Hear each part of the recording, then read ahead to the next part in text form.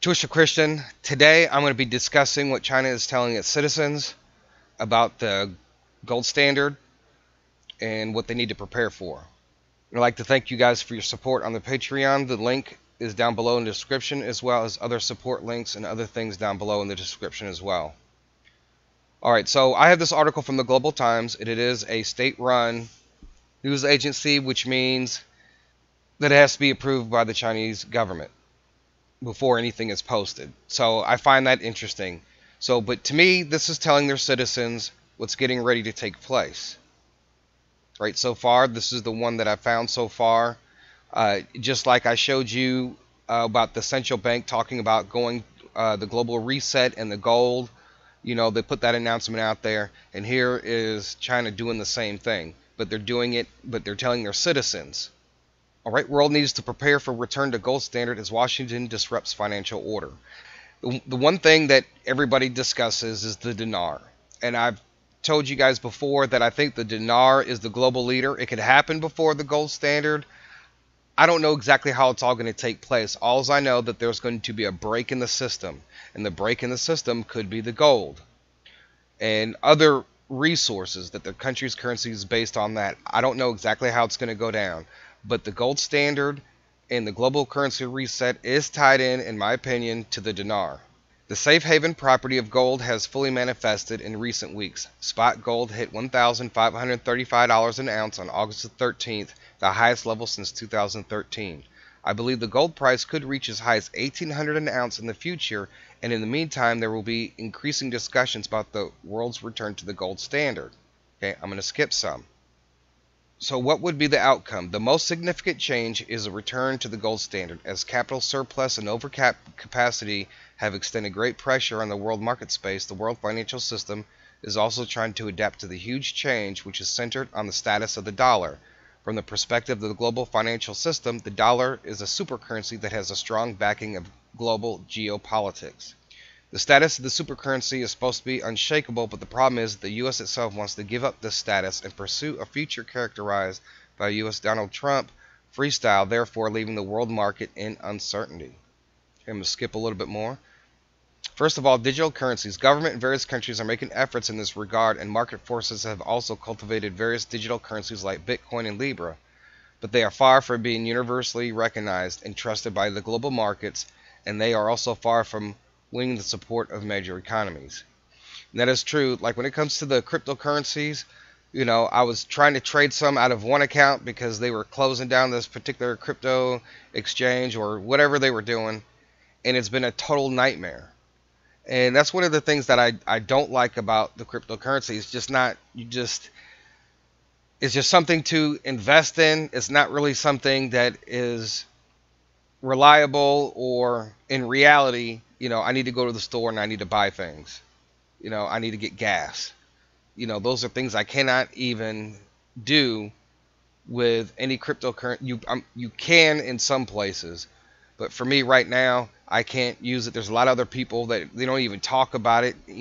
All the people that they don't talk about it on an everyday basis or talk about cryptocurrencies.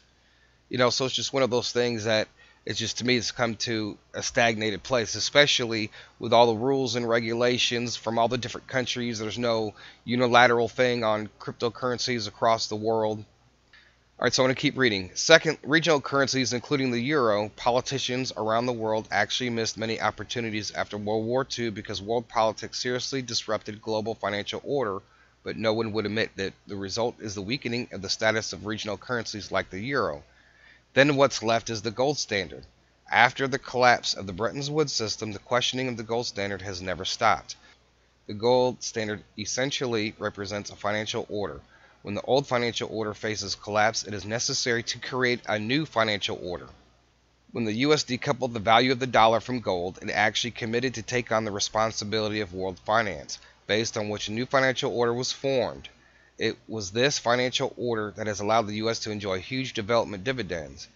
Now the U.S. is unwilling to continue in assuming the fulfilling such responsibilities for the current world financial order, and Trump has continuously intervened in the operation of the Fed and the global financial market order. This development points to the necessity of seeking and building a new financial order, which is the fundamental basis for the reemergence of the gold standard in the world financial market.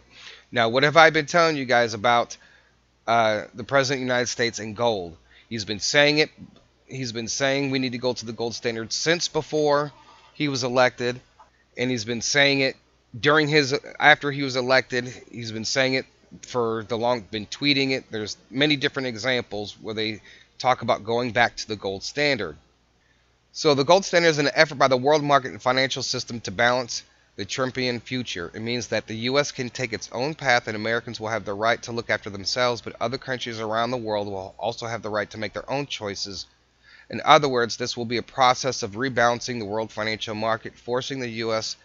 to face up to the problems. It needs to make the choice, fulfill the obligations and responsibilities for international finance, or abandon international status of the dollar, thus allowing the dollar to become a common currency. Well, I like to say something about that. I mean, yeah, it's not our responsibility for individual countries. There's a lot of corruption. There's a lot of things that go on, and a lot of economies all around the world should be a lot better if you get rid of the corruption, and that will resolve itself, in my opinion. There are simple judgments and projections made from the perspective of geo-capitalism. For the U.S., the gold standard is a choice that cannot be avoided. The existence of choice matters a lot.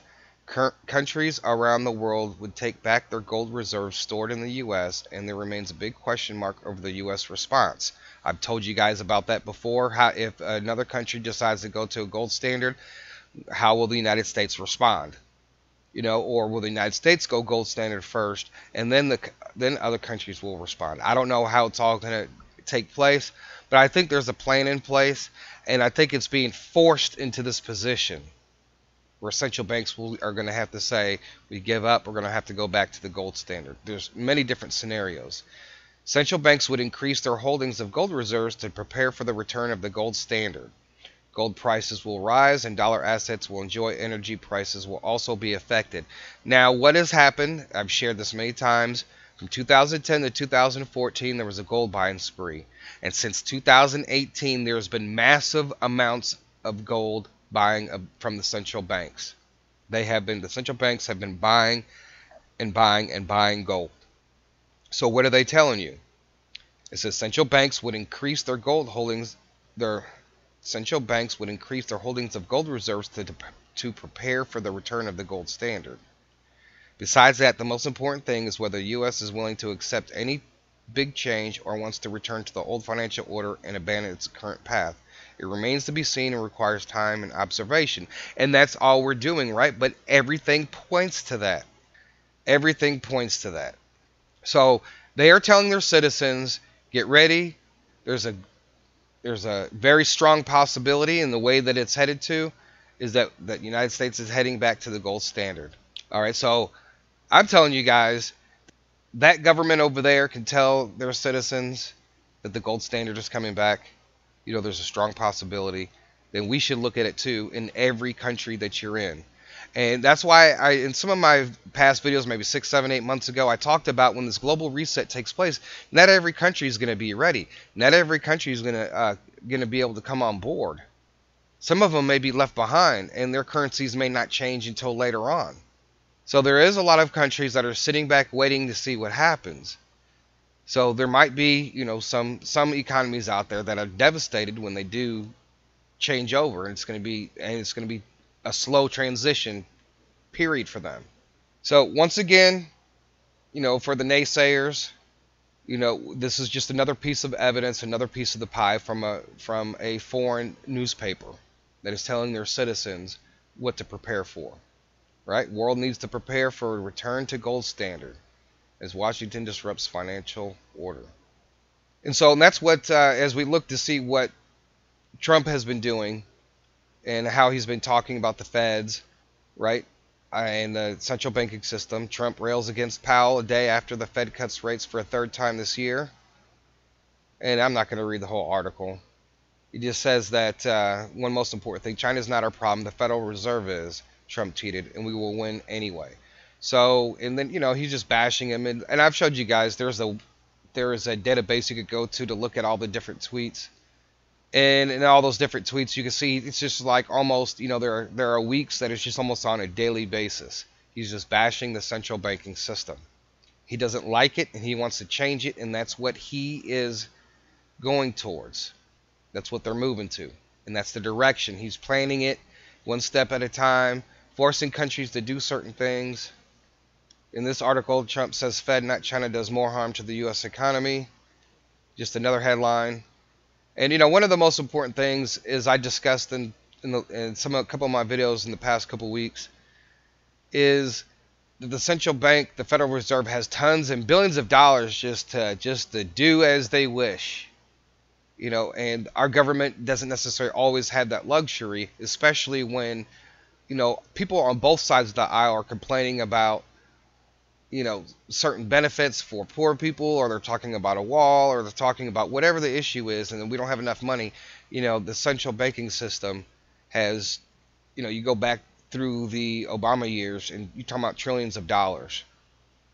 So where's all that money coming from? Just to try to keep the economy stable. Okay, now this article I want to discuss just for a little bit because I think it's important, because it does deal with the CHlNA prophecies and the stock markets and stocks that you're invested in and all the different areas that you may be invested in that's heading towards the global reset. Now it says here, Trump says US-China trade deal is close, but market nosedives. A trade deal between US and China is imminent and only delayed by the need to find a venue for a signing ceremony, according to Donald Trump. Almost after 2 years of wrangling over U.S. import tariffs on Chinese goods, which sparked a tit-for-tat row between the world's largest trading nations, the two sides were close to a comprehensive long-term trade agreement, the president said. All right, so a trade deal between the U.S. and China is imminent and only delayed by the need to find a venue for a signing ceremony. So we are on the verge of the U.S.-China trade deal, right? And I've showed you different financial experts and stuff like that, that when this actually happens, the stock market is going to take off. So that's what we hope. And this is all kind of weird, because I know what CHlNA said about the whole, Asian deal.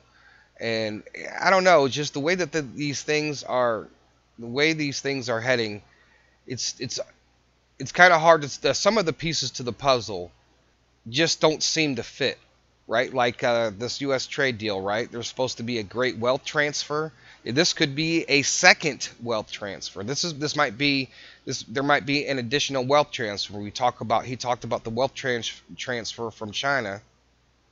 But he also talked about the dinar as a type of wealth transfer. So is it two different things? Is this going to happen and then a financial world collapse, or is this all going to take place at the same time? How is all this going to take place? And if China knows that the U.S. is going to a gold standard, what's in the deal? So this is pretty big news. Hopefully they are that close that all they need to do, they've already got all the paperwork ready to go. All they have to do is sign it. If that's all they have to do, folks, then we are very close. So hopefully this time that nobody will back out of the deal and they can get it done, and that for whatever that we are invested in, maybe this, I don't know how it's going to take place, but and all the different events that may take place, but a lot of us, when this China deal is done, may make a lot of money. So that just remains to be seen. All right, guys, I thank you guys for listening to the very important update. And with that being said, Twisted Christian out.